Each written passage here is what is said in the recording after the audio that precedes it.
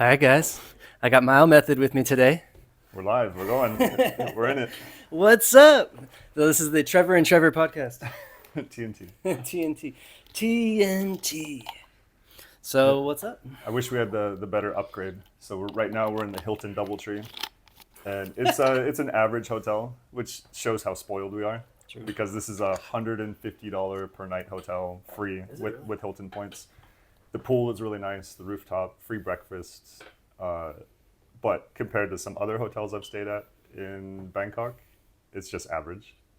And I really wanted to have the upgrade suite to do this on the couch in the living room, but we don't have it. True. Yeah, some of the hotels out here are pretty baller, man. It's crazy. So what are your favorites in Bangkok?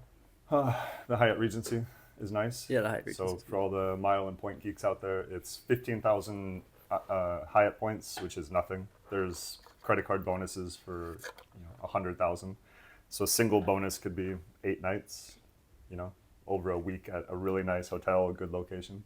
True. I'll probably stay there after this, actually. Yep. I'm just hotel hopping. And Hyatt's cool because you can transfer Chase points Yes. to Hyatt. Yes. And they have really good redemptions. Yes. Hyatt is by far the best hotel chain with redemptions. It's nice, man. But didn't they just kind of make their redemption program a little bit less, like the point? They lost a bunch of boutique hotels, Oh, okay. so that was a bummer. But There's always things changing with these point programs. I always tell clients, potential clients, you can't change that. It's the whole philosophy of worry about things you can control. Right. So yeah, it's a bummer, but 2 years from now there'll be another change, and maybe it's an improvement. Maybe just focus on things you can worry about, which in my mind is earning as many miles and points as possible. Absolutely. So you can jump on opportunities when they arise. What are your favorite programs? Whichever one gets me where I want to go. That's another philosophy with all of this is there's no loyalty. You earn the credit card sign-up bonuses, book the whatever business class has the best redemption, stay in the best possible hotel with the points that you have. Yeah, It's kind of an art to like finding the best hotel rooms and best redemptions, right? yes. Yeah. I know it's like a lot of research.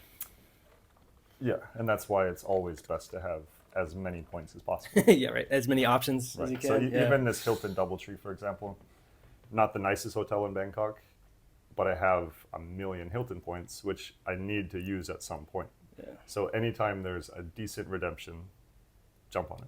Do Hilton points expire?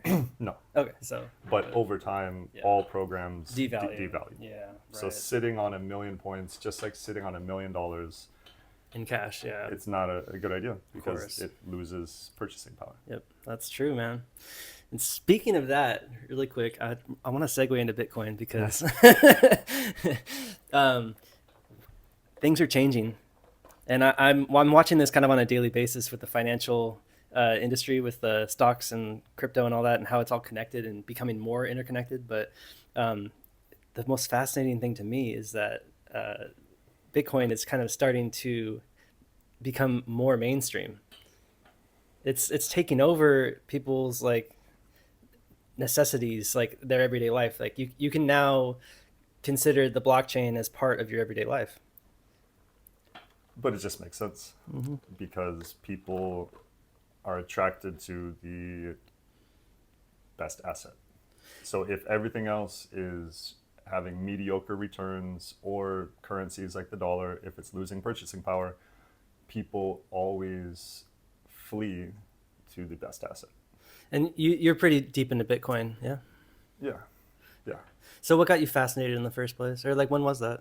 When did that start? A friend told me about it, and then I just went down the rabbit hole. Yeah. But what really got me interested in it, this was a friend, this was a while ago. He told me that he didn't have any US dollars to pay taxes. What are you talking about? Like, I knew this guy was doing well, he was making money, and that didn't make any sense to me. So luckily I asked him, what do you mean you don't have money to pay taxes? Like, I save in Bitcoin. And that's what got me interested. Because Right. if you have something that appreciates in value, you should have as much of that as possible. That makes a lot of sense, actually. So just like his extra money that he has is saved in a Bitcoin, which Instead of losing purchasing power, it's more volatile, but it's been going up a lot more versus how much the U.S. dollar is going up. but it's not volatile on a 4-year timeline. It's not. Right. Yeah, exactly. That's the big and you don't hurdle. need something. You don't need like perfectly straight when it's just savings. Right. You're not doing anything. The idea is that for that to grow. Right. And the same way people invest in stocks, they're not looking at the daily movement. Why would you buy a stock and then look at the price every day? You're just going to sit on it for 10 years. Yeah, exactly. Or 20 years, or put it in your retirement portfolio. Huh. It's the same idea. It's wonderful. I think the world's changing because of blockchain technology. I think it's going to really make things a lot better, a lot more transparent, especially in banking and stuff. Yeah. The big picture is, if you think about, I mean, we both travel a lot. It's a pain in the ass to exchange however many currencies there are around the world. It's a huge inefficiency for global markets to always be dealing with multiple currencies. True. And before our current time period, there was never a way to have a currency that could trade across borders. So that's the future. Is that we're gonna? I don't know how long, what timeline, but people will look back. It's like, what were they doing with all those 97 different currencies or whatever it is? Right.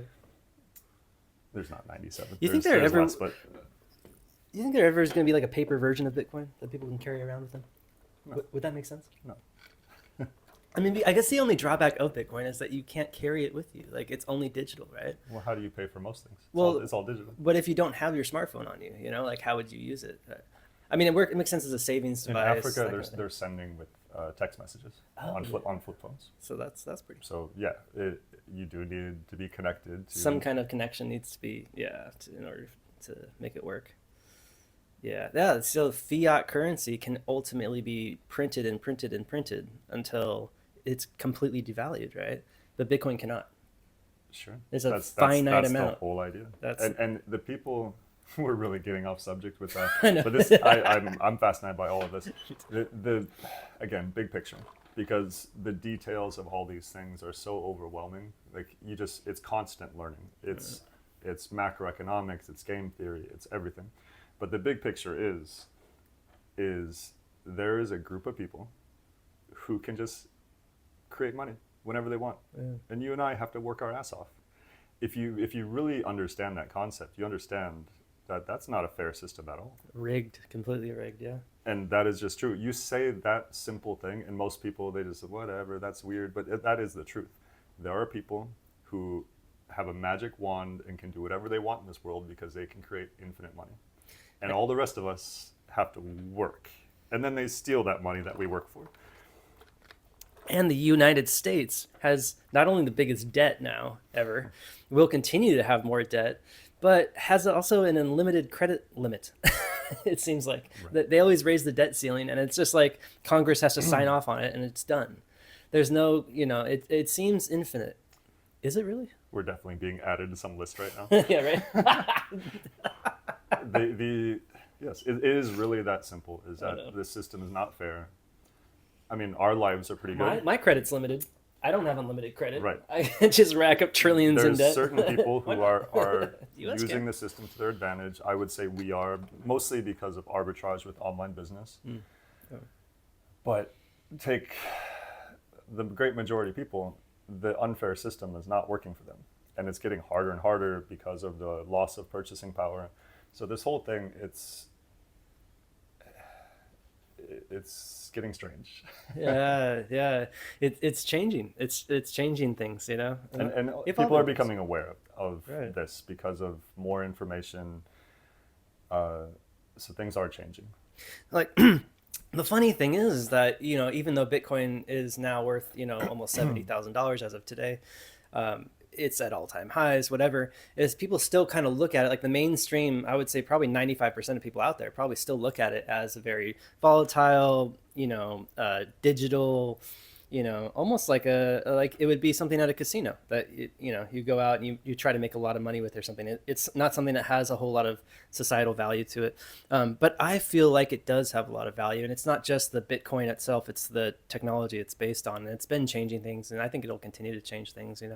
I would say the people that still think Bitcoin, and really only Bitcoin, because everything else is bullshit, that think that this is a fad or this is going away, they haven't really thought about money at all. They've never thought about that scenario that there's these people with a magic wand that do whatever they want. If you really just take a moment to think about that, you start to understand why it's valuable. True. So what are some of the most valuable point programs in your opinion? Whichever ones get you where you want to go. True. So this is a common question when I deal with a lot of prospects contacting me for my service. It's a lot like Bitcoin. The details are intricate. It can seem complicated on the surface, and it kind of is if you don't know what you're doing.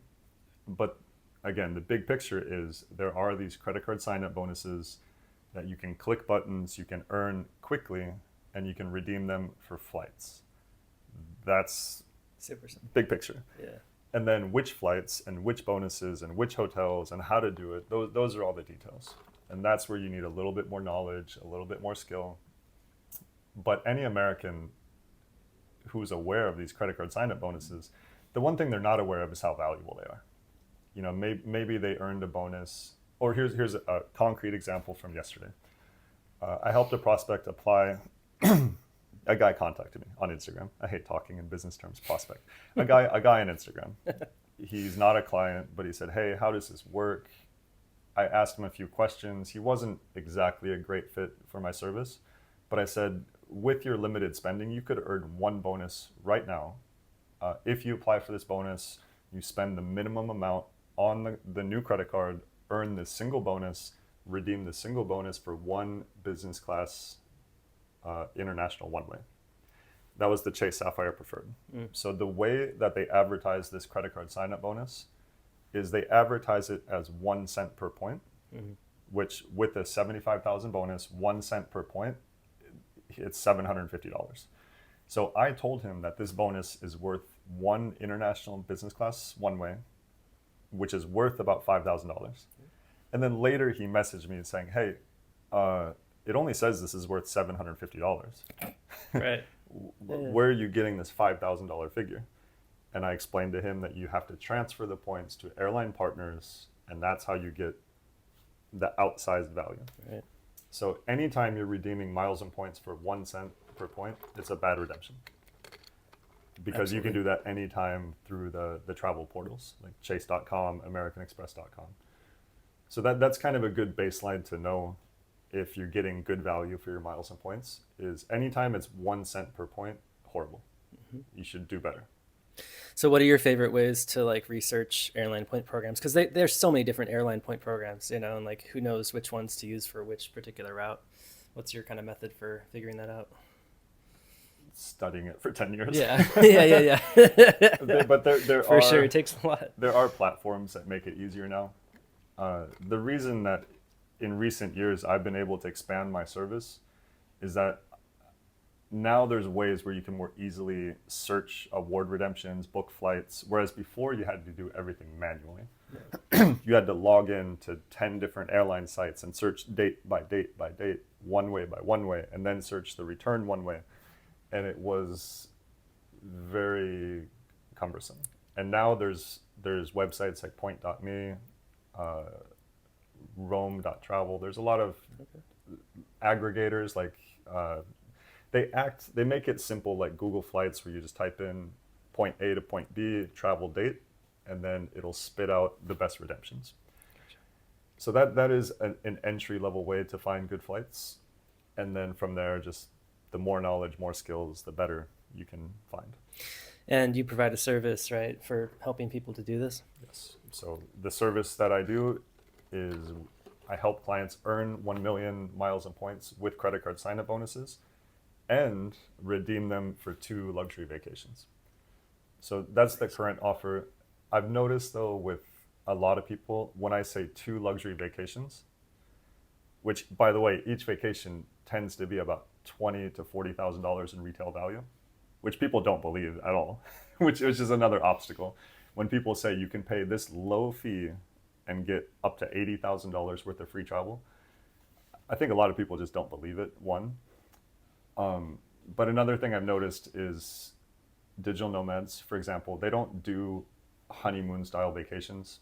They just want to travel, do a bunch of one ways around the world. So I do have a bit of a marketing problem where my service works for different kinds of people. You know, for digital nomads, fly around the world, have all your one ways basically free. And for honeymooners, have a $40,000 honeymoon basically free. And then people who want to take an annual vacation. So I'm not doing a good job of telling these people that it's the same system for all 3 use cases. Yeah, well, it makes sense. Marketing is very cumbersome.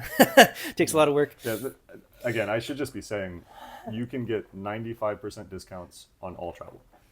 But then it doesn't feel specific enough to each person, you know? Right. It's funny how like the messaging can make a big difference, like right off the bat when somebody sees it as to whether they give it crap about it or not, you know? Right. Right. It's like, oh yeah, that sounds cool, but that's not really what I'm interested in. Whatever. I feel like, okay, so personally, before I got into all this, I always felt like it was scary to sign up for so many credit cards all at once, even if it's only a few. Yes. I was like, whoa, dude, like, is this, number one, is it legal? Number two, is it safe? You know, that kind of stuff. What do you tell people when they come at you like that? Well, welcome to my life. It's such a unconventional way to do things that it's just, most people write it off right away without looking into it. Like Bitcoin, they might just not even investigate at all because it's so different. But applying for multiple credit cards helps your credit scores, number one. The reason is boring details. Debt to credit ratio, you always pay your bills in full every month. So having more total available credit is a positive factor for your credit scores, because as you're approved for each credit card, let's say one credit card gives you a $10,000 credit line, then you're approved for another and it gives you a $5,000 credit line. You're approved for another, it gives you a $20,000. So you just increased 35,000, your total available credit by 35,000. And the more available credit that you have, the better your credit score. Asterisks, if you're not using it. So you still pay off your bills in full. If you were to have $35,000 worth of available credit and you use $35,000, that's a huge negative. You pay off your bills, so your debt is zero, but your total available credit goes up and up and up. Yeah. And that is a hugely positive factor for credit scores. Incredible. Yeah, credit's one of those things that I think a lot of people maybe struggle with because, you know, it's a little bit confusing. But credit's pretty simple, you know, like you said, debt to income ratio is the main thing. It's simple if you pay off your bills in full, never carry balances. That's it. Yeah. It really doesn't matter if you have 10 cards or 1,000. So what's like the maximum amount of cards someone should be applying for, like every year or whatever? Like, is there kind of a certain level? Let me rephrase the question. What is the maximum amount of dollars you should earn each year? As many as possible. Yeah. As many as you can, Okay. because more is always better. So this whole reframing of how people think about this is important, right? Because each credit card bonus is free travel. Do you like to travel? You should have as much free travel as possible. And even if you only have, say, one annual vacation a year, if you're sitting on millions of points, that one vacation will be a $40,000 vacation. I found it's really hard to go over 40,000. I think the biggest client trip we've ever booked was a $57,000 Maldives and Thailand honeymoon. So the retail value was 57,000, and I think the clients paid about 2,000 out of pocket. Did they get first class tickets? Business class. Business class. The big, what pushed up the price was the overwater villas in the Maldives. Oh yeah, of course. So the retail value on some of these overwater villas is $5,000 a night. Yeah. I stayed in the Waldorf Astoria overwater villa last year, and It was $5,000 per night. Incredible. Retail value. I paid $0. But you paid with points, right? I paid with Yeah.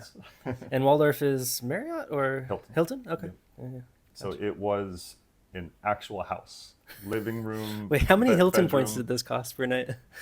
So this is another trick. Like I said, there's the more knowledge, the more you can Yeah. get better redemptions. So the trick to staying at these types of high-end properties is to use free night certificates. Right. So I used an Amex Hilton free night certificate, which can be redeemed for any standard room. So it doesn't matter if the room is 200,000 points per night, 150,000, 20,000. If it's categorized as a standard night, you can use the free night certificate. And because I triple up with credit card bonuses with my parents, I had 3 free night certificates Ah, that's a good little hack there. Use your family for more bonuses. for more bonuses. Yeah, Yes. of course. So couples, it's a no-brainer. Yeah. Because you can double up on the free travel. More money, more opportunities, more points, more free travel. Smart. Yeah, so that little trip from Thailand to the Maldives was a $23,000 trip, and I paid a couple hundred. But you know how the Maldives is. Once you get there, it's like the food is like $50 a meal, and But the other trick is, yes, that is true. If you have hotel status, you get free You just got to budget out for that, and maybe try to figure out some sign-up bonus that'll Yeah. for that too. But really, I found I'm not a big eater. But yeah, free breakfast, right? Free breakfast, you just go all out. Yeah, you yeah, know? yeah. And the breakfast is so The good. biggest meal of the day is breakfast. Yeah. Exactly. You go to breakfast, you have a nice 2-hour session eating everything off the menu, and you're full for the day. And they got in Maldives, the resorts have like mimosas, and the breakfast is insane, right? It's just Insane. like you get And also everything it's very international because their clientele is basically all the rich people from the most. So in the Maldives, Chinese, Indian, American, those are the big ones. So you have with the buffet breakfast, you have a whole Indian section for yeah. typical Indian foods. Okay.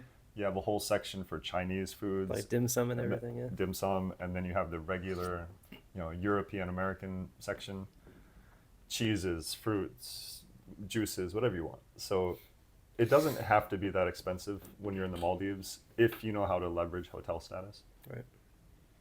So what's like the biggest trip you personally went on as far as like point redemptions and luxury? Or, maybe So one my example. life for the longest time is one continuous endless trip. So I do track my annual, redemptions, but I don't do a good job of tracking my own retail value. But I do track when I book trips for my dad. So he recently came to visit Denver, Thailand, and Japan. And I think this most recent trip we did together was a $30,000 trip. He must be so happy that you're into this stuff, right? I mean, He's a country counter, so he has. I definitely got my OCD, whatever I have, being very meticulous with details. okay. Definitely got it from him, and he loves to go to new regions just to say he went to a new country. Nice. So what I can offer him is perfect, because he can just fly all over, say he went there, and brag about it to his friends. Sure. So, yeah, he's loving life. Comfortably, very comfortably, yeah. Yeah, business class. He is so spoiled that he just expects business class all the time. I mean, that's what he gets. It's funny because like everybody thinks about like nomading as this thing you have to do where you're like backpacking, But these days, I mean, maybe like 30, 40 years ago, but like these days, come on now. Right? If you're American with access to credit card sign-up bonuses, Right, yeah. I guess if you're not American, it's harder to get a little bonuses. bit more difficult Yeah. to have this level of comfort and luxury. Is there any other country that has bonuses like that? Canada, Australia, UK, Right. but it's not even a tenth of what's possible. With There's just not as many banks and options and cards and stuff, right? I have more non-Americans contacting me than Americans. Yeah. And they always message me, is this possible in Australia? Is this possible in the UK? And I don't have a good reason why they don't do it, other than my theory is other countries try to protect their citizens from getting too indebted with the banks. That's funny. So Because with this whole system, like I said, if you're paying off your bills in full every month, there's only benefits because you're not paying interest, you don't have any debt. But there is the potential that if you're not responsible and disciplined, you max out a bunch of credit cards. You know, so when I talk to someone who has some red flags that could potentially do that to themselves, I say this isn't for you. Yeah. Because imagine racking up $30,000 worth of credit card debt and not having a plan to pay it off. Right. That's not a positive. Yeah, exactly. That's not what I want to do to people. And I think other countries, they might be a little bit more cautious and not even want to give their citizens the chance to do that. Whereas in the US, they hand out credit cards like candy. It's like the Because most capitalist the country. bankers are the politicians. Yeah. So wherever they can make money, that's what they're going to do. It's the Wild West. That's cool, man. I love living this lifestyle. So how long have you been doing this for? For myself and my family since 2011, which is 13 years, and as a business since 2014. So this Wow. this year is the 10-year anniversary, Decade-long anniversary. which is crazy because we were talking about this earlier. When I started Mile Method, my service, it's evolved a lot. You know, like I said, now we're offering a lot more travel booking services. But when I started in Chiang Mai in 2014, my goal was laughably small. I wanted to make $1,000 a month to travel. That was my goal because I really had more of a, and also $1,000 was a lot more back then. Oh yeah, sure, yeah. So True. I thought if I could only make 1,000, I'm living the dream. I can travel, I can do whatever I want, which was true at the time. And then of course, you know, you put in the work and things get better and better, you make more money. But $1,000 also, my mindset at the time was when you don't pay for flights, you don't pay for hotels, $1,000 goes pretty far because your only expense is food. Right. And for really 13 years, my biggest expense is food. Yeah. I have no car, I have Makes no sense. rent, I have no mortgage. I'm sure that's the same for most people too. Well, most people have mortgage is definitely a big expense. For sure, yeah. And But like car your payments biggest and- like non like structured expense or whatever you want to call it, you know, Yeah. variable expense would be like food. But right? another big difference, like I said, about how we arbitrage what we do, we have online businesses that earn dollars, but we're living in Thailand, Bali, Latin America, and food is a fifth of what it costs in the US. That's especially if you go to food courts. I just Right. kind of realized that. I don't know why I didn't realize this recently, but food courts, man, especially here in Thailand, Singapore, any expensive country, you can get a meal for two people for like $6. And a good meal. Yeah, a really good meal, exactly. Yes. So $6 is French fries Yeah, at I a know. bar in the US. Like, Yes.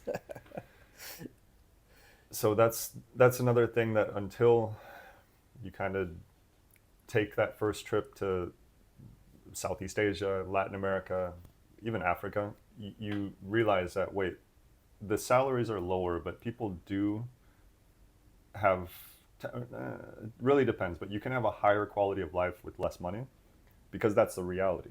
A lot of people are making, the majority of people around the world are making very low salaries. In Thailand, the average salary is 600 a month. Right. Maybe, Yeah, I that's think. true. It's pretty low. In Bali, it's probably 700, 800 a month. Yeah. And they're probably paying, lower than that. they're paying rent. Yeah. They are buying food. They are paying for their car, gas. You know, so Right. the majority of the world, that's how they live. Yep. And the average American, 800 is just covering a few insurance bills, maybe. Right. No one could live on 800 in the U.S. I mean, unless you like live with your parents and don't do it, you know. Right. and that's because it's a different economy, different prices. Yeah. And that's why arbitrage is so huge for people like us that do online business. That's true. Yep. Yeah. So when you first started with point redemptions, you were already traveling before that, right?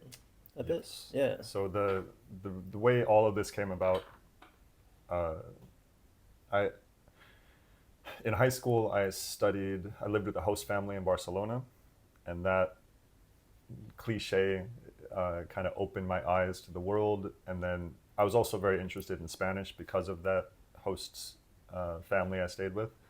So I studied abroad in Costa Rica, Mexico, still loved Spanish, still loved Latin America, saved up money, did a bicycle trip across South America. And at the end of the bicycle trip, my savings were running low. And somewhere along the line, I heard about these mythical people that could travel for almost free. And I started looking into it when I was finished the bicycle trip in Argentina, and that's really what I did for weeks. I just became obsessed reading these forums and blogs and learning how to do this. And I applied for my first credit card bonus from Argentina, and then just never stopped. So that was 13 years ago. Incredible. What was that first bonus?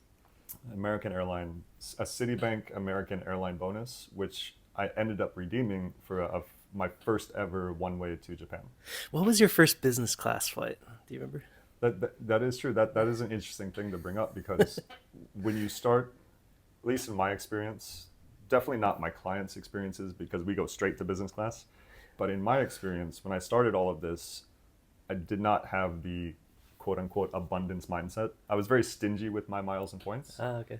Because I didn't understand that you can just do this forever. Right. So when I applied for that first Citibank American Airlines bonus, which was the equivalent of, no, actually it was a round trip. It was the equivalent of a US to Japan round trip, one single bonus with $75 in taxes. I flew economy because I thought I only have limited miles and points. I need to ration them. And then only later did I realize I'll just earn bonuses every 3 months forever and have millions of miles and points, so I can always fly business class.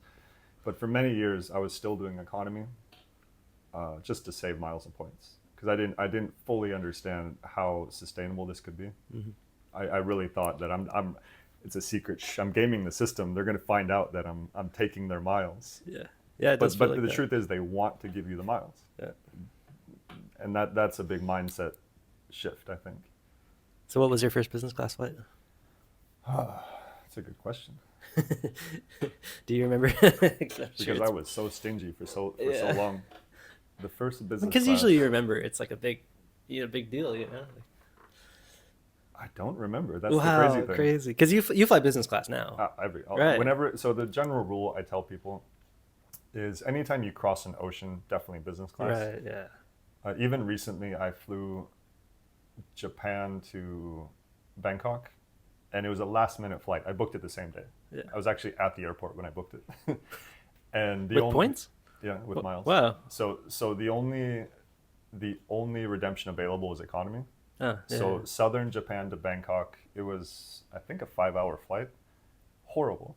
Yeah. Like economy class is horrible. Yeah. I'm so spoiled now that even a shortish flight, 5 hours, was torture. What airline was that again?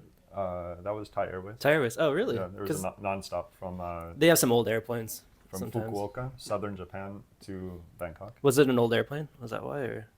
It's just economy. It's cramped. Yeah, it's a little, well, obviously, yeah. Well, sometimes like the newer airplanes are a bit better than the older ones. That's but economy, it's still just limited spacing. It's to maximize profit, squeeze as many people in. So I have been flying business class almost exclusively for years now. Mm-hmm. But my most recent flight was economy, and I was reminded of how horrible it is. It's really bad. It was a 6-hour flight? 5 hours. 5 hours, yeah. Yeah, anything beyond like 4 hours, usually it's kind of like 3-4 hours is like the little limit where economy is comfortable. But it depends what level of the game you're at. How many miles and points do you have? Yeah, of course. And then also it's planning into the future, how many trips do you have? Yeah. So if you only have enough miles, that's the thing too, yeah. For say the next 2 trips, you need to plan out to make sure you have your trips covered. Right. But there does arrive a point, if you're doing this, like I do with my clients, earning bonuses every 3 months, where you just have so many miles and points that every single trip will be covered. And then you only fly business class. It's kind of art to like finding these flight redemptions sometimes, because sometimes the airlines, they like Singapore, for instance, because I use that a lot because I'm flying from Bali to Seattle. They'll have a waitlisting for a lot of their stuff, and for business class especially. And they have 2 different types of things. They have Savor and Advantage, and Savor, is like, I think 107,000 points from Bali to Seattle, where Advantage is like 125. So you're spending almost 20,000 more points, So that's a quirk of Singapore Airlines. Yeah. And every airline has its own quirks that you just kind of have to study. Yep. There's nothing intuitive about it. You just have to play with it and learn it, which is why my service is valuable too, because I've already done all of that. Yeah. I can deal with that on the client's behalf, so they don't have to like It takes so much like what time. is this Yeah, waitlist sometimes. thing? What is this Sabre award? What is the difference? You know, every airline has its quirk, and Yeah. then every bank mileage point program also has its own quirks. Another thing about Singapore Airlines is it doesn't show up in point.me. So Oh, there's right. certain Yeah. airlines that don't appear in the search results.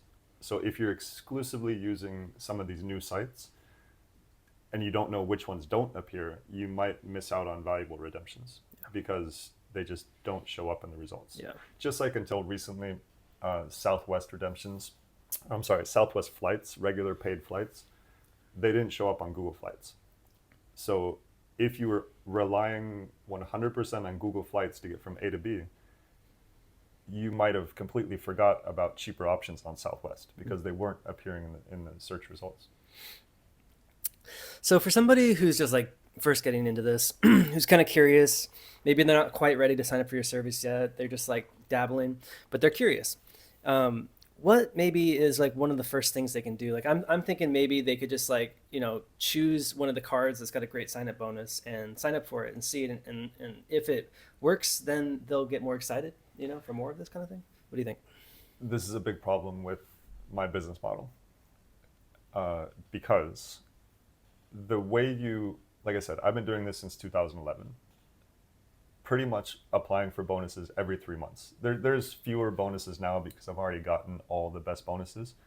But what I do now is I stagger the bonuses between three people, between my mom, my dad, and myself. So I'm doing this for three people. But to get back to your question, what I would suggest people is contact me, because yes, you could apply for a single bonus to dabble and understand how easy all of this is. But even that very first bonus, if you apply for the wrong card in the wrong order, you make yourself ineligible for other bonuses, because the trick to doing this sustainably is applying for the right cards in the right order to maintain your eligibility for as many sign-up bonuses as possible. And people just don't understand that. Yeah, So they'll apply for a bunch of cards, and then by the time they want to take it seriously and do this sustainably like I do, they've already messed up the system because they've already made themselves ineligible for all the best bonuses. yeah, And again, when each bonus can be a $5,000 business class international one-way, you make 3 mistakes and you just burn $15,000. But people don't know what they don't know. So it happens all the time where people dabble, and then maybe they come across my Instagram or they see what I do, and they think, oh, I want to do this. I want to take it to the next level. And then I have to tell them, you messed up. Like, you're just not eligible anymore because you did it wrong. So that's a big problem with what I do, because how do I communicate to people that there's a proper way to do this? And even just deviating a little bit can really mess things up. yeah, definitely. Well, I mean, I've been down that path before where, like number one, I was afraid to sign up for credit cards. Yeah. When I remember when I first got my business card, I was so happy because I could finally like start my own drop shipping store. That was like the main like big thing for me, was like if I can get one of these cards, then I'm good. Like I'm backed. I can drop ship my own stuff instead of having to do it with the partner and use his credit card. So as soon as I got that, I was excited, but I didn't know about sign up bonuses yet. And then finally I came out here and I heard about you, and then I contacted you and I was like, yeah, this sounds really cool. Credit card churning, they call it, where you sign up and then you get the points and then you close the card or downgrade it after a while to avoid the annual fees. It started working, but after that, I realized, man, maybe I can go do a lot more of that on my own. And then I started signing up for all these cards, and what I realized is the pitfalls of doing that is, number one, having way too many inquiries, hard inquiries on your credit report, and way too many new cards in a certain period of time can Yes. screw you over for your ability to get really valuable sign up bonuses throughout the year if you do it on like a slow, consistent basis, right? Yeah. So the one way to look at all of this, applying for multiple bonuses a year or every 3 months, is the reason it works is that you're doing everything so perfectly that you are the perfect customer. That's how you have success with this. It's not by breaking the rules, it's by following the rules. There's no way to break the rules. The banks are smart. They have good algorithms. So you can't trick the algorithm. You can only make the algorithm like you. So that's what you do. You have to know the rules, and you have to follow them so perfectly that the banks want to give you the bonuses. You can't trick them into giving you bonuses. It's a very sophisticated algorithm. In a way, it's sophisticated. In a way, it's a very stupid algorithm, because there's no reason we should be able to do this. Right. So I actually take that back. It's not a sophisticated algorithm, but you do need it to like you. That part makes sense. Because if it was such a good algorithm, they would cut us off. Mm-hmm. Because we're clearly getting outsized benefits. Sometimes they do. Like if I try to sign up for a new Amex card, for instance, because they only do the soft pulls, they'll have the pop-up that says you can't earn the sign-up bonus. You've already gotten it before. Right. So how do you get around that? Like, is just have to wait longer? That's one of those quirks with Amex. Yeah. That it does happen, and it happens after you've applied for many cards.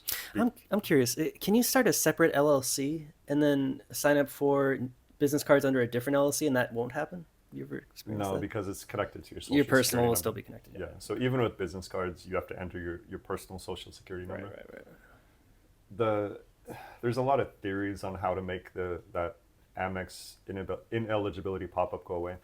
But okay, background. So with American Express, sometimes when you try to apply for a new credit card, you fill out the application, and right when you're about to submit it, a pop-up shows up saying, unfortunately, you are not eligible for this welcome bonus.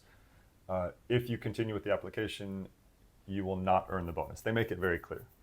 So you cancel the application, and then I guess Amex doesn't like me anymore. And there's a lot of theories and forums on how to get around that.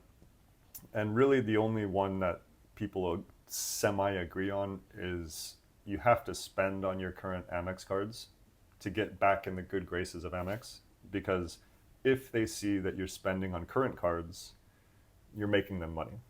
Because when you spend on credit cards, the banks or the credit card provider like Amex, they make a merchant fee.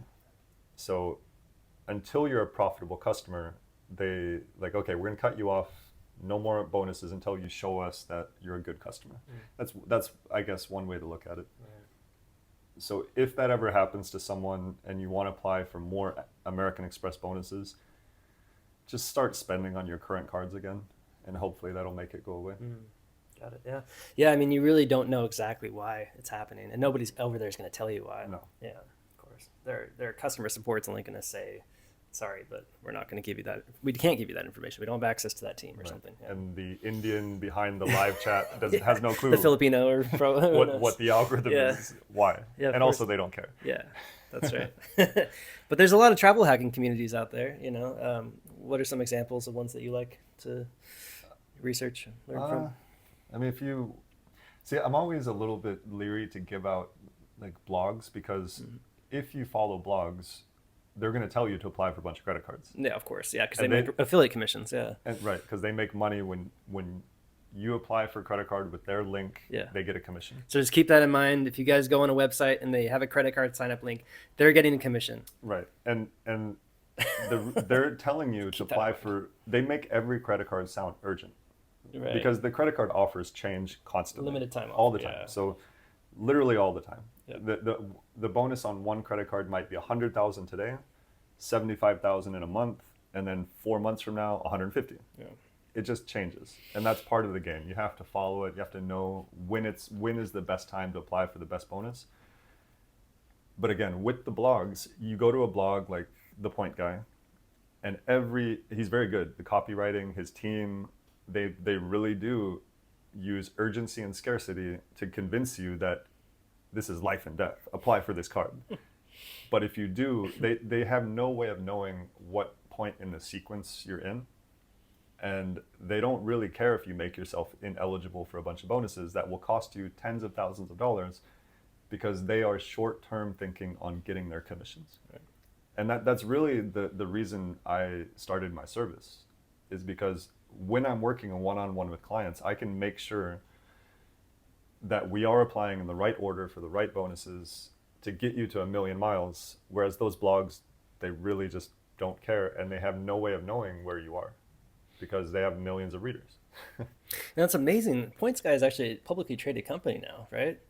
Like they're on the stock exchange. I noticed I that. must have missed that. Yeah, you can buy Points Guy stock, which is Holy insane. shit. They had a public offering. I don't pay attention. I didn't I know. think last year or something, a couple years ago. But he does have millions of monthly readers, Right. and the commissions are very high. Yeah. So you can run the numbers. He's Must be making pretty a lot- big business, he's yeah. making a lot of money. And by the way, a lot of people who land on the Points Guy, they think it's still just one guy. Right. It of is course, it is 'cause a of the branding. corporation. Yeah, It is no. a I'm pretty corporation. sure he got bought out and the corporation took it public, or Yes, something they like have skyscrapers in New York with huge teams of writers that. Yeah, that are trying to convince you to apply for whatever random credit card gives them a commission. of course. So again, I will emphasize to anyone listening to this, if you want to do this in a sustainable way, which we're talking about luxury travel for years, sure, check out the blogs, see what they're saying, but you have to understand what it is. It is a commission factory, and I don't want to say they don't have your best interests at heart, because you can learn good knowledge and information, but just don't apply for every card they tell you to. Yeah, so don't be irresponsible about it. That's And again, key. just contact me, because Yeah. I'll ask you a few questions, and then I can tell you which is the best next card. And then you click some buttons and you just earn $5,000, and you might think, hey, maybe I should do this more often. Right. That's the fallacy. Yeah. So, because it really is that simple. I know it's too easy, right? That's one of the best ways to make money online, honestly. I always tell people that. You want to make money online and you're an American, just look at credit card bonuses. Well, I've actually thought a lot about this. There is no better ROI Right? than spending, because you can apply for and be approved for a sign-up bonus in 5 minutes. Yeah. So if it's $5,000, what is 5,000, do the hourly wage on $5,000 in 5 minutes. There is no better ROI unless you are Jeff Bezos. And the number one thing that stops people from getting started with this stuff is just mindset. It's like what they learned in high school or from their parents or whatever, right? You shouldn't be signing up for that many credit cards, that kind of thing. I know I had that mindset for a while because that's what my parents are like.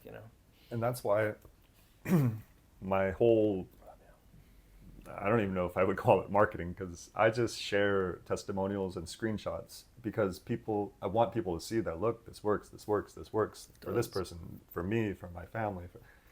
And hopefully they see enough examples that they start to realize that this is not going to tank my credit scores. I can redeem for the flights that this guy promises. It seems too good to be true, and that's why a lot of people pay no attention when they should. And it's great for business owners to have these credit cards too. There's some credit cards that are specifically really good for business owners. Like if you're doing online business dropshipping and you have ad spend, the Amex Business Gold or the Chase Inc. preferred cards are wonderful because they give you 4x or 3x points on ad spend, which can be transferred and used for maybe up to 2-3 cent redemption or more, certain airlines, certain flights. Yes. And you're making then 10-15% cash back equivalent, or more on your ad spend, which is wonderful. And then, if you're drop shipping, you can put your cost of goods sold onto certain credit cards like the Chase Ink Unlimited or Capital One Spark Miles or Cash, or there's other ones too that work like 2% cashback cards. And those can get you tons of points. If you're doing, let's say, let's just be conservative. If you're doing $50,000 to $100,000 a month in sales on a dropshipping store, you get 10% margin.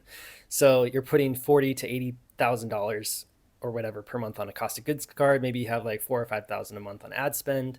You're looking at like 20,000 points a month just for the Amex Biz Gold on your ad spend, and then another, 120,000 points a month on, or up to 150,000 points a month for cost of goods sold. And that's almost 200,000 points a month just with your business spend. So let's break that down for people, because that means nothing to most people.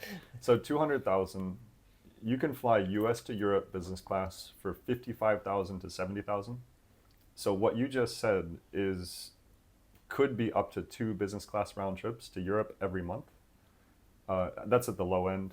Let's just say at the high end, 70,000. So 140,000 round trip.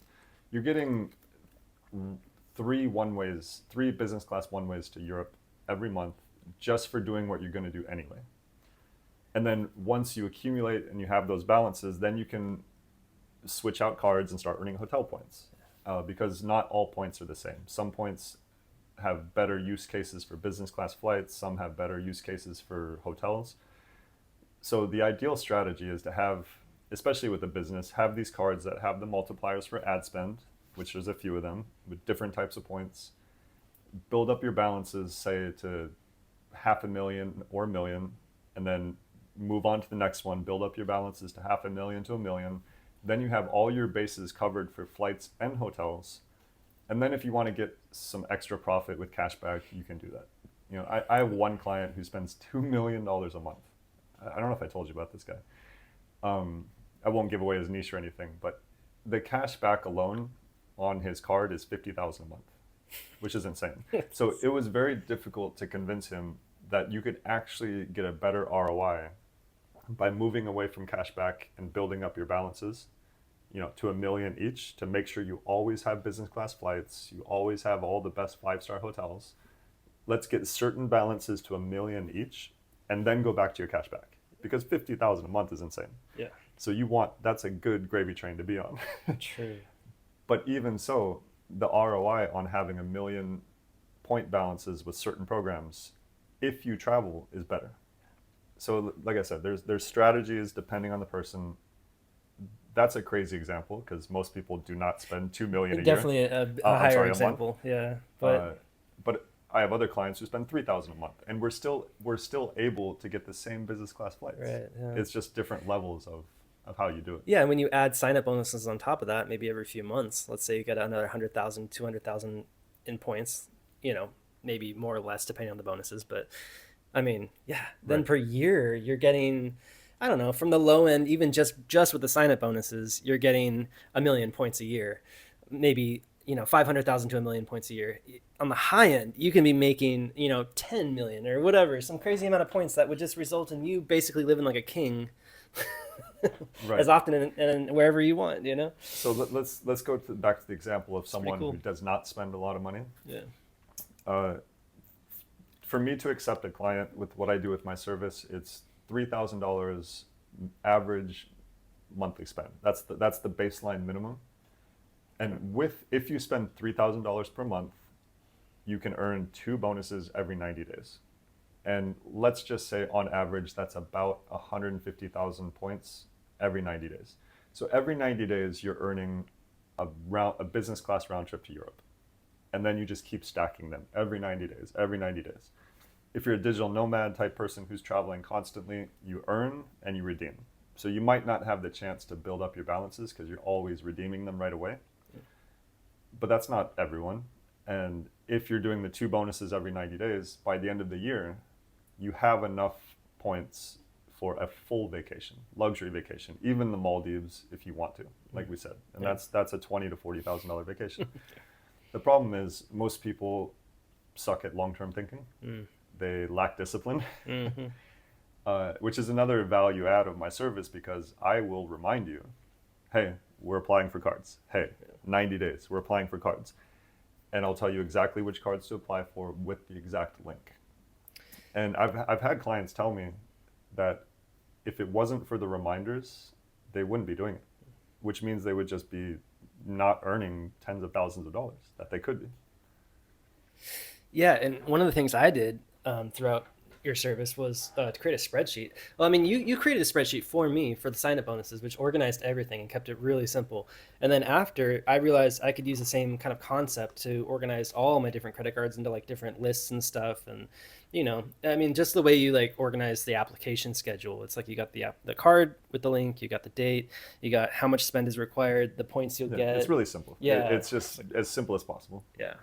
Yeah, and some of the cards I'd never even heard of, and they're like sign-up bonuses are all over the place. Sometimes like points, sometimes like some cash, whatever. But like they're different banks, and there's kind of there's a total reason behind doing that, right? It's all customized based on where you tell me you want to travel, Yeah, how much you spend, your application cancellation history, to make sure that we're getting all the bonuses that you're eligible for. But okay, let's go back to your comment. You just said the bonuses are all over the place.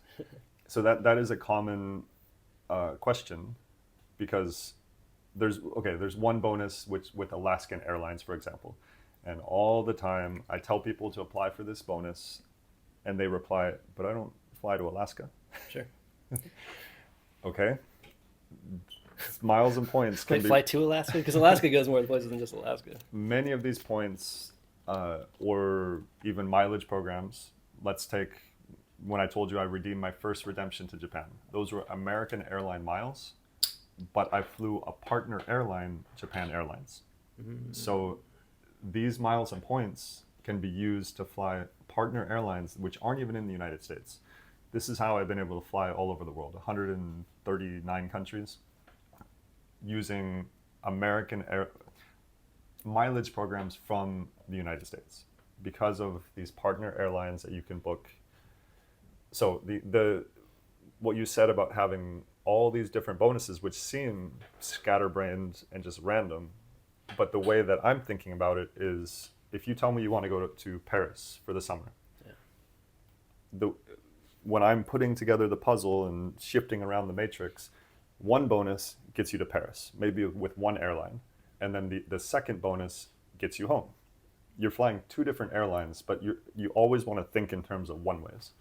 So one bonus gets you there, another bonus gets you home, two bonuses, business class round trip. And it's just a different way to think about it. Just gives you more options, yeah. Because there's three main alliances, right? Star Alliance. What did I forget? I have a whole Sky Team and One Sky. World. Sky Team and One World, right?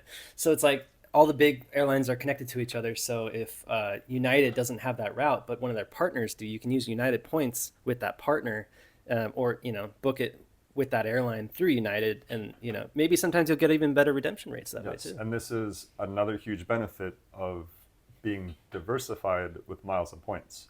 Yeah.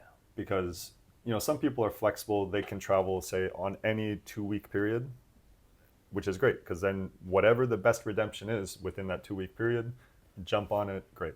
But some people have less free time, they're more structured with their schedule. So let's say you only have 3 days that you can depart from the US to Asia. Let's say you have United miles. You search all the redemptions with United, nothing good. But if you have miles and points with all these different programs, then you can search all the different programs, and between all of them, you're going to find a good outbound flight to Asia. Okay, you're in Asia. Now you got to get home. You also have a limited schedule, so you search all the different programs, and between the different programs, you're going to find an option.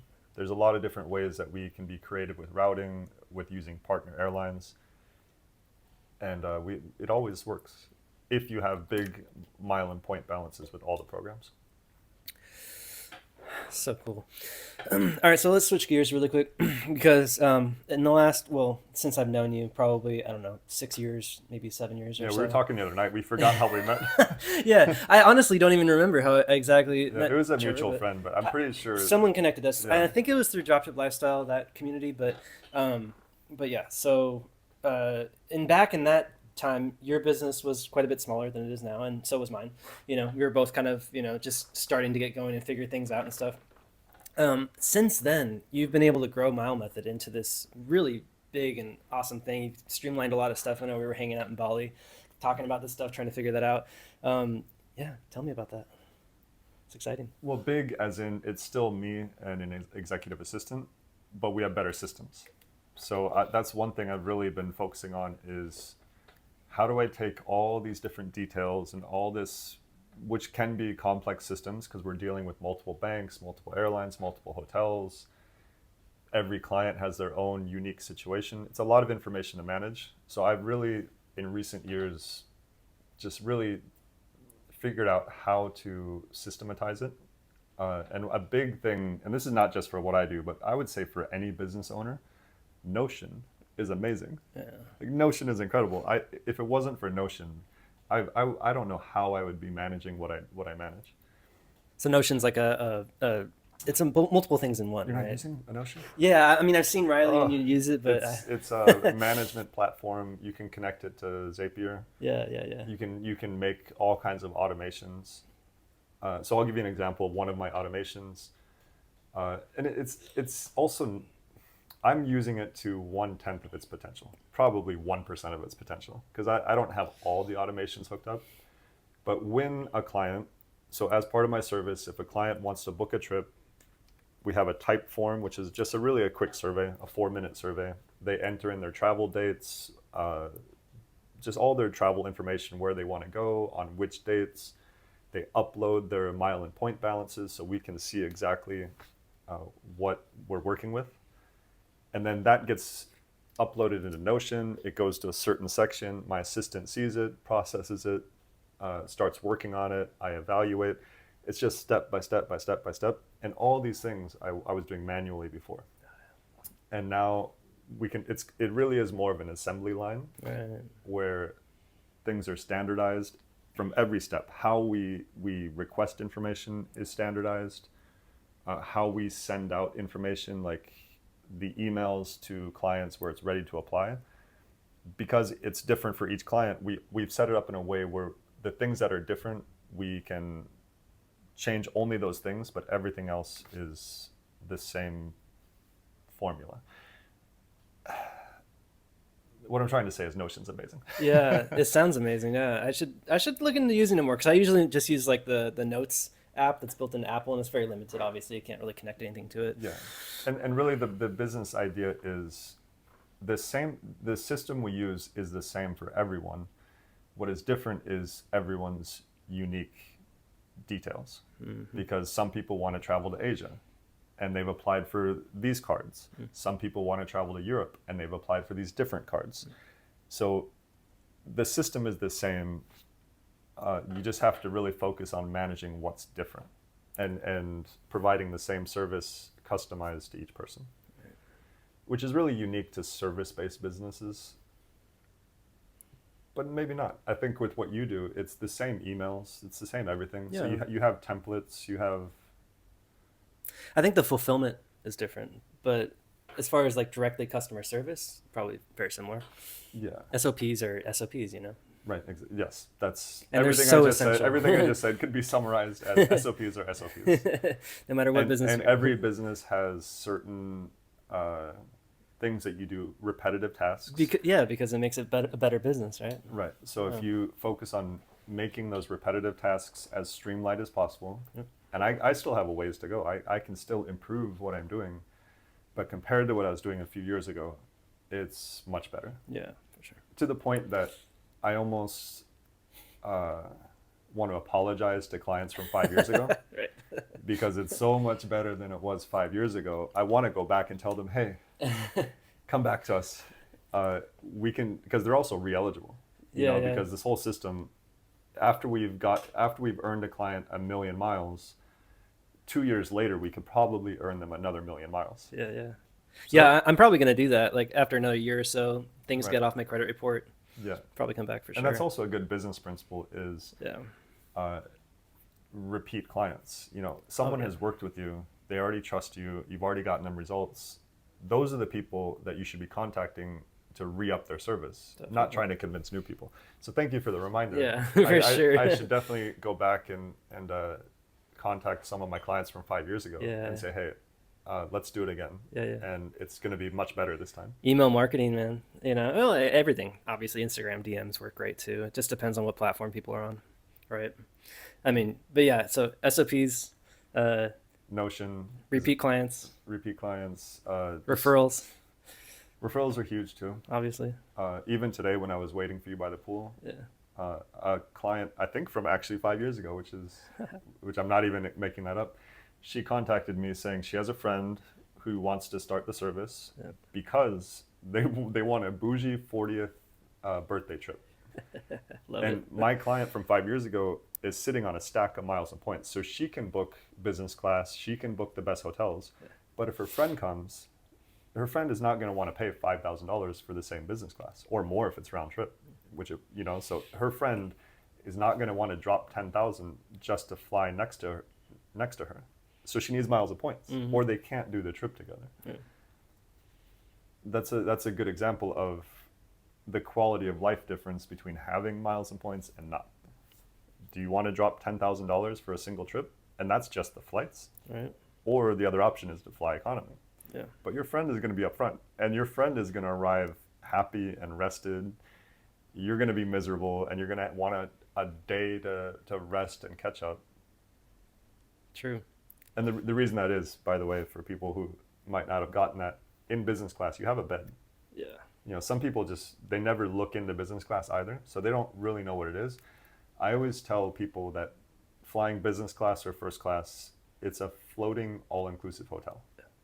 Because you have the bed, you have the 3 meals, you have unlimited drinks. You can also order up anytime. Mm-hmm. So they have this set meals, which are multi-course meals. But if you are watching a movie, laying in bed, and you're hungry, you can just say, hey, could I have a steak? Mm-hmm. Yeah.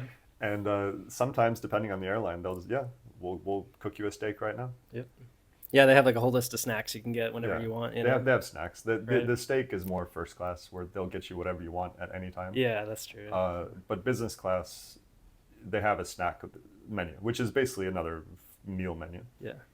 Yeah. So going more along the vein of first class, there's some really, really amazing first class experiences you can get, right? Now, number one, what like some of the best I think are Emirates, Etihad. They have these like suites. Singapore has it too, right? Suites class kind of thing, where you have like your own separate apartment room, a shower. Well, the shower is only Emirates. Okay, That's okay. the only commercial airline that has a shower. I flew Emirates first class. My parents have flown Emirates first class. You have a spa in first class. You can, I think they give you 30 minutes. I'd have to double check. I think it's 30 minutes in the private spa bathroom area to yourself. You're naked, you're showering, you're doing whatever you want. They give you 5 minutes of hot water. So you can go in the shower and then, push it, rinse off, whatever. But you have 5 minutes. And then if you ask politely, they'll double it. They can give you 10 minutes. Sure. Because some people, amazingly, they have that experience, or they fly Emirates first class all the time for some reason. And the novelty of the shower just kind of wore off. Right. So some people don't even use their allotted shower time, which is why that you can double it if you ask, because there's available spots. Yeah. But how crazy is that? I mean, why should we, the plebes, be able to be in a spa at 35,000 feet taking a hot shower Sick. and then go back to our bed and have caviar? Yeah. It's crazy. I love it. And I think when I booked it out of pocket, I paid $20. So it was miles plus $20. And how was the difference in miles versus from the suites versus like the business class? Was it? Well, the thing about Emirates first class is that's one of those redemptions that's been devalued. Ah, okay. So it's much harder to book it. You used to be able to book it with Alaska Airlines. Like I said, there's different partner use cases for different miles. Makes sense. And you could book Emirates with Alaska Airlines miles. Ah, cool.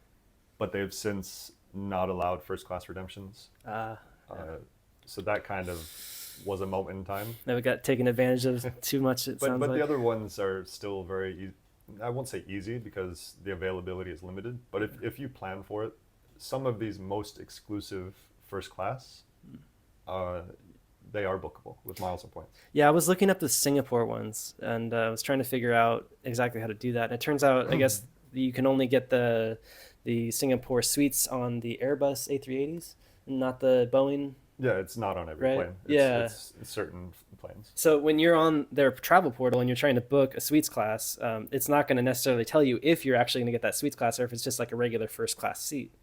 Regular.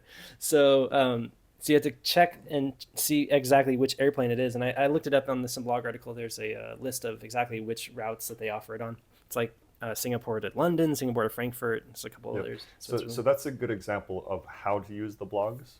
I would say using the different blogs for this type of knowledge, learning the best, or even seeing business class reviews, first class reviews. There's people that their full-time job is stuff. to fly All the pictures. and make videos. It really and do helps. a very detailed breakdown of the menu, Right. of the cabin class, of even the bathroom, of Yeah. the slippers, of the amenity kit. So that's valuable information, and you can Google it and find it very easily. Yeah. What I would say you want to stay away from is the credit card information. Right. Yeah. Unless of course. you really, it's skewed, of course. right. You know. But the reviews are very valuable. Yeah. And Yeah. you can find that type of information easily just by Googling. One of the, I wouldn't say the worst things, but like a disappointing thing is when you book a business class flight and you're all excited about it, and then you get on just to find out like it's an old airplane or like it's just outdated or weird. Something is weird about it, you know? Yeah, this shows. It's happened to me a couple of times. It shows times. how spoiled we are. Right? It's like, this is not the is absolute best terrible. free first class business class cabin. It's the second best. But honestly, if you're spending that many points and you get like this like Yes. plane from the 90s and you're just kind of man, the TV's like this big, you know. Oh, it's happened to me before, but it's fine. Sometimes you get really lucky. You get like the brand new airplane too, and everything is super amazing and big and beautiful. Yeah. So it's hit or miss sometimes. But all those are most of the best first and business class cabins besides Emirates first class. Yeah. They are bookable. Yeah.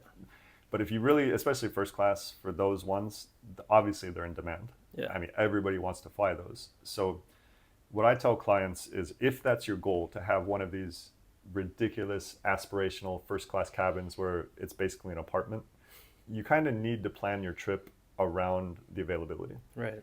You know, you don't say, I want to travel on these dates, give me the absolute best first class. You have to be a little bit more flexible, that if this is your travel period, but the best first class redemption is here, you need to shift your travel dates. Of course, yeah. Because otherwise you book the trip around the availability, not the other way around. Right? And that's also a good tip for any trip. Is here's an example. I have a client, he wants to get scuba certified. So he lives in Knoxville and he's flying to Roatan, Honduras. Honduras is famous for diving. They have good, I was there recently, it's beautiful. Cool. They have good diving, they have very cheap certification programs. And without consulting with me, he paid for a certification course on very specific travel dates. Or I'm sorry, like he had dates for his course. And then he contacted me saying, hey, I'm going to go get certified. I need to be there on this date. And the best redemption was a day after. Yeah. So he could have flown for, I think it was for $6 or $12 round trip if he would have left a day later. But he was locked in on these certain travel dates. Yeah. And I think he might have canceled or shifted his dates. But that's a good example of you want to, if you can be semi-flexible, even just a day or two before or a day after, then you start planning your activities based on the best flights and the best hotels.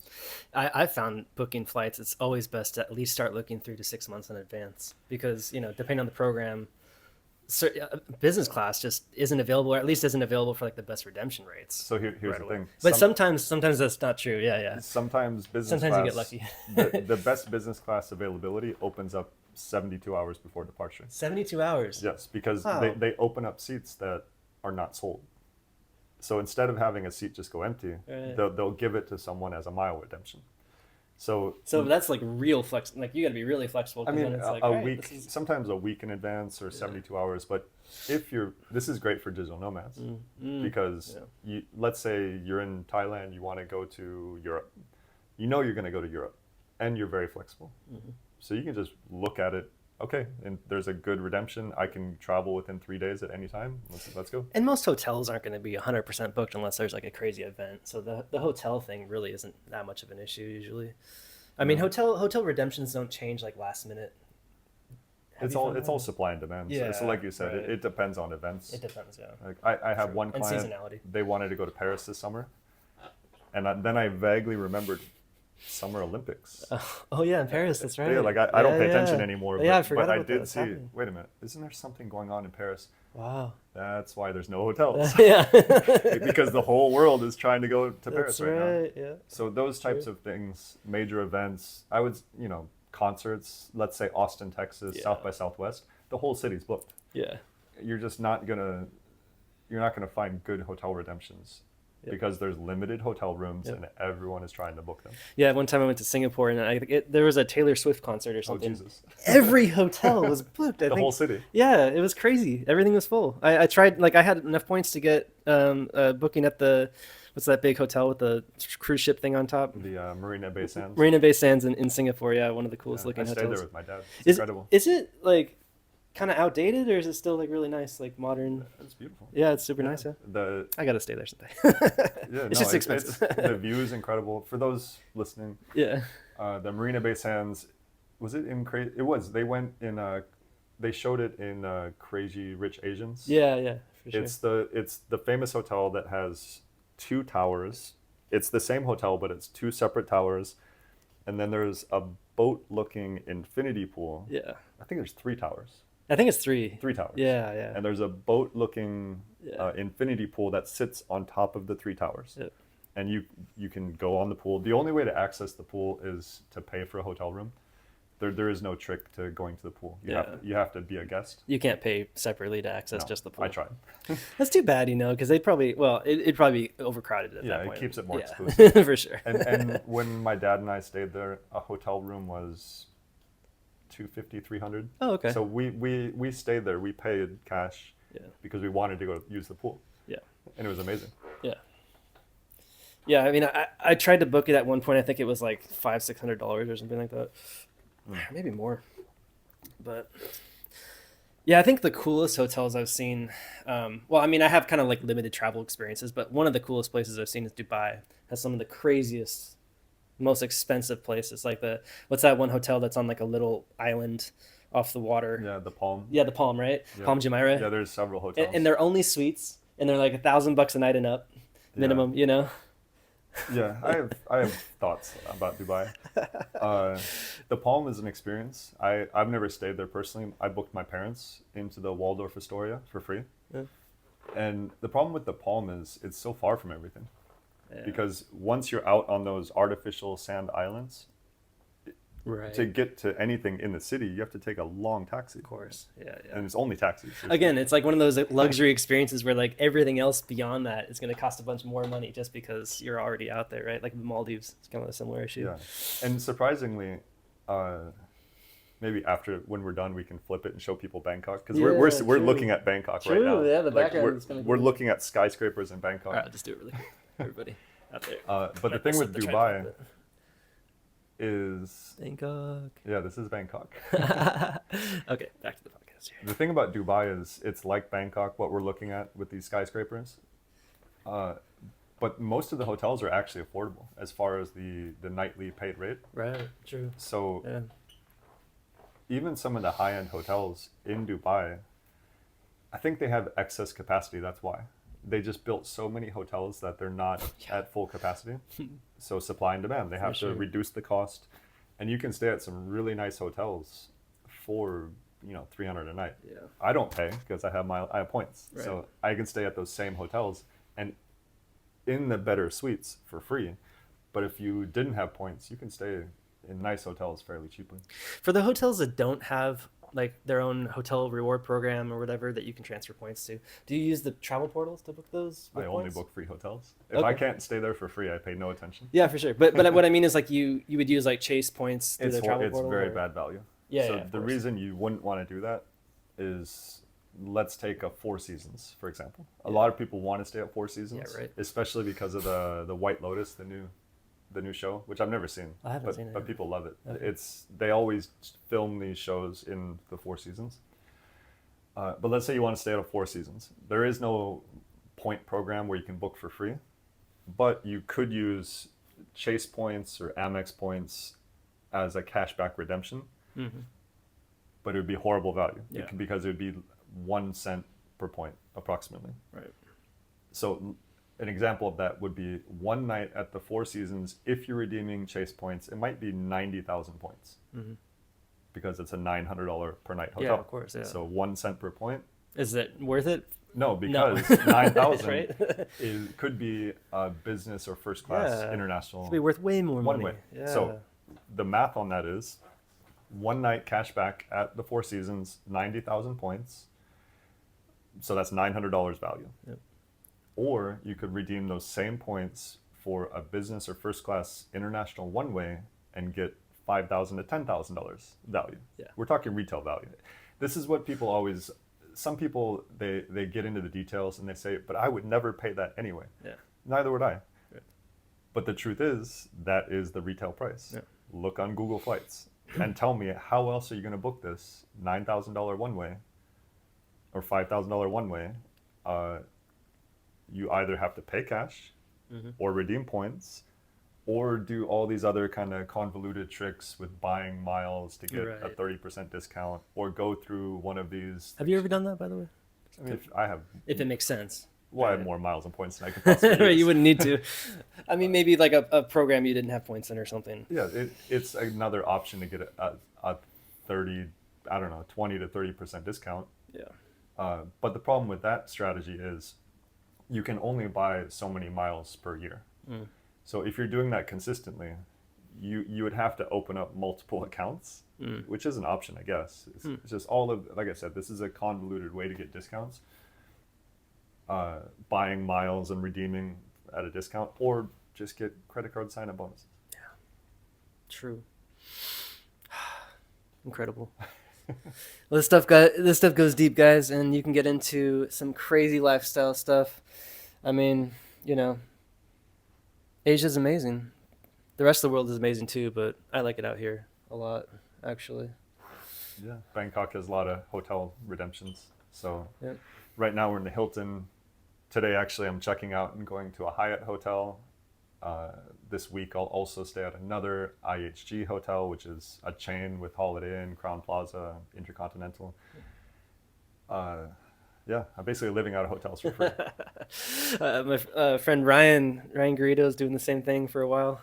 Actually, I think he's still doing. No, I think he got an Airbnb or something in Koh Samui, right? Yeah, He's been there for a while. him. Yeah, that's cool.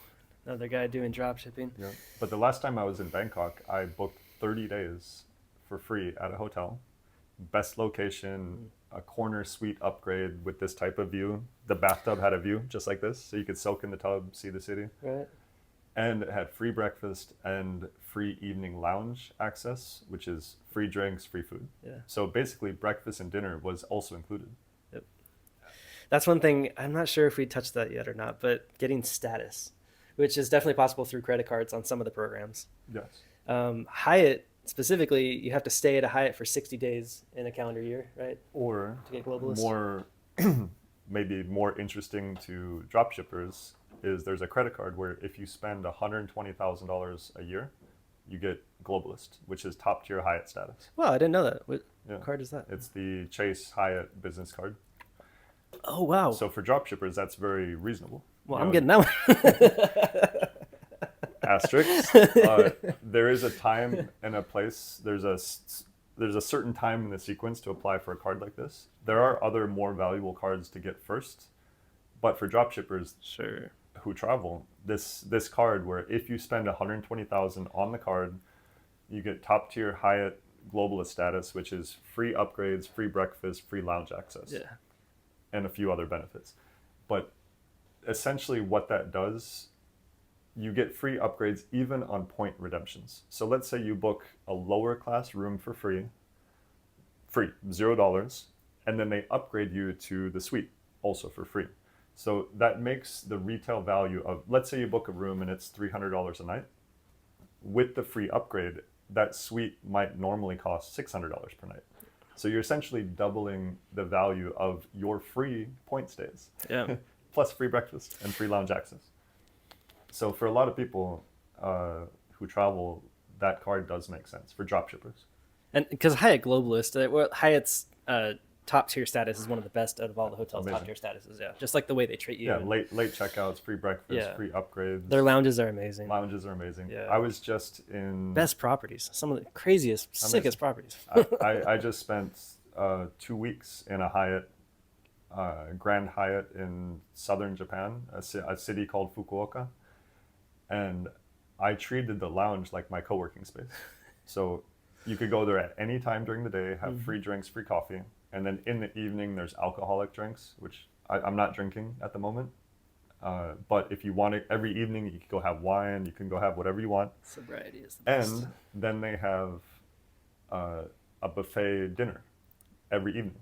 And in Japan, the quality was incredible. They had sushi, they had sashimi, they had, it is a restaurant that you have free access to every single night. So you don't have any expenses. Yeah. You don't have. Saves you on Starbucks, saves you on Yeah, breakfast. You're not paying for lunch, coffee. You're dinner. not paying for breakfast. You're not paying for You dinner. can bring a date, You're not probably, paying for right? hotels. If you're single, you can bring a date. You can bring anyone you want Right. into the A lab. friend, yeah, exactly. Like a business colleague, whatever. Yes. So these are benefits that most people, they just don't understand that they exist, one, and how valuable they are. Yeah. Whereas for those 2 weeks, I mean, I had to force myself to leave the hotel and go eat amazing Japanese food. How many points was it per night for that? That was a crazy redemption. It ended up being, it was only 12,000 a night. Wow. Yeah. Really? Yeah. That is great. And I had the upgrade too. Gotta try to stay there. So that hotel right there, Hyatt Place, which is where I'm going after this conversation, is only 5,000 points per night. It's one of the last I know that's 5,000 points of any program anywhere. Because even the old Hilton 5,000 points a night, most of them are 10,000 now. Yep. So again, for listeners, there are credit cards that give you 108,000 points. Right. So at that hotel, which we just showed you, Yeah. one of those skyscraper buildings, you could stay there 21 nights. Yeah. For a single sign-up bonus. You could have a whole month in Bangkok. I was gonna say almost a whole month. Almost a whole month. Yeah. With free breakfast. Yeah. Because I don't think the Hyatt Place has many upgrade options. I checked the availability of the suite upgrade, and I think it's taken, so I'm not going to get it. But there's a pool. So you called them and asked them? No, ahead I of looked time, at the availability. Oh, okay. So if it's available, So you can just kind of tell that way. but it might still be available. It's just not listed for some reason. Right. But I'm really not that picky. You know, like I'm already staying for free. I'm just gonna go to coffee shops and work all the time. Course, yeah. I'm not really that bougie. Yeah. Where I get upset if I don't get the best suite upgrade, but I usually do get it anyway. As long as you, when you're at the front desk checking into your hotel and you have your high status, just make sure you ask. It doesn't hurt to ask. Like, do you have any really top tier suites? Let's see if, because sometimes on the app it tells you if you got the upgrade. Yep. So let's just check, because I check in this afternoon. Because like if you don't ask, most of the time they won't do much. They'll just put you in like the whatever. And if you ask in a really nice way and you make friends with them, then they're way more likely to actually put you in like all the top hotels, options, right? if you have top tier status, because the receptionist doesn't know if you're gaming with points or if you've just paid and spent a lot of money with the hotel. So for them, you are a high status customer because that's what it says on their screen. They believe that you spend a lot of money and that they want to maintain your loyalty. So if there is an opportunity to upgrade, they want to give it to you because you are the guy. Yeah. Like you're the guy who deserves it. So let me check and see. Feels good to have status. Check into the hotel. They give you a welcome drink. Blah blah blah. Depending on the hotel. There's something weird with my Wi-Fi right now. Yes, there's some really nice hotels here in Bangkok. I haven't stayed at the Park Hyatt yet, though. I want to stay there. 25,000 points per night last time I checked. And of course, it probably changes like periodically, but maybe it's worth it. I don't know. What was the one I said? Oh yeah, Waldorf Astoria. It's the Hilton program. Yep. The free night certificates work there, but it's not really worth that much. It's like maybe $300 a night, I think, normally. So Right. I think because the Hilton certificates, they expire. So if you're not using them, then it's like, all right, well, figure out. So what we the best talked about thing. earlier, that same Hilton free night certificate, you could redeem for a $300 night in Bangkok, or a $5,000 night in the Maldives. Right. So if you're really trying to maximize the value of your miles and points, you probably want to save it for a more expensive redemption. Yeah. But if it's about to expire, then why not use it for that 300? You got to be careful. I even made the stupid mistake of letting one expire by accident one time, and I felt so stupid. In fact, I was even more stupid than I thought because I had actually used a more newer free night certificate to book a stay, and that one expired, and it was like the same week or something, and I just wanted to slap myself because they're worth so much, you know. Yeah. And there's actually a hotel in Bali now that's really nice that works for the free night certificate. It's called the Amana in Uluwatu area. I think I saw when you stayed there. It's super nice. It's like a suite. It's your own villa, you know. So I was really impressed. I was like, that's great because then I can just do little staycations in Bali. Like if you guys go out to Bali, definitely check out the Amana. It's part of the Hilton program. So yeah, you had a private pool. It was a villa. You get your own pool, villa with private everything. pool. Yeah, it's like $1,000 a night, you know, hotel or whatever. It's super sick. Yeah, we're so used to this that I would never spend $1,000 per night on a hotel, but I've stayed in so many, I can't even count, $1,000 plus per night hotels or free night certificates. Yeah, and there's a bunch of them in Bali. Right, and most people will never stay in $1,000 per night hotel. Yep. You know, even listeners, they might be listening to this like, what? That's insane. That sounds insane. Right? But I've Yeah. stayed in so many I lost count. Yeah. Because of the points. It's free. Yep. So it really, all of this is such an up level to your life. And the money you save, you know, for business owners, reinvest in your business, buy some Bitcoin, buy some stocks. Right. You just have excess money because you're saving so much money that you're not spending on flights and hotels. So whatever you want to do with your money, you're going to have more of it. And that's a good thing. Yeah. Yep. It's very, very cool, this lifestyle. So if you guys are interested, go check out Mile Method, milemethod.com. And Instagram. Instagram. I'm really only active on Instagram. Yep. I kind of cut and paste the same things on Twitter, but Instagram is where I hang out. Yeah. So Mile Method Instagram if you want to get in touch. And I'm always just posting a bunch of examples. So if you want to see what we're talking about, you can see what my clients do, what I do. I always do room tours, which is kind of cool. So if you want to see all the hotels that I stay at, I always do a room tour. I put the retail value and the point redemption. So you can see what these hotels look like and maybe plan your own trips based around some of those. Yeah, definitely. Cool, guys. Well, thanks for being on the podcast, Trevor. Appreciate it. Yes, it's fun. See you guys.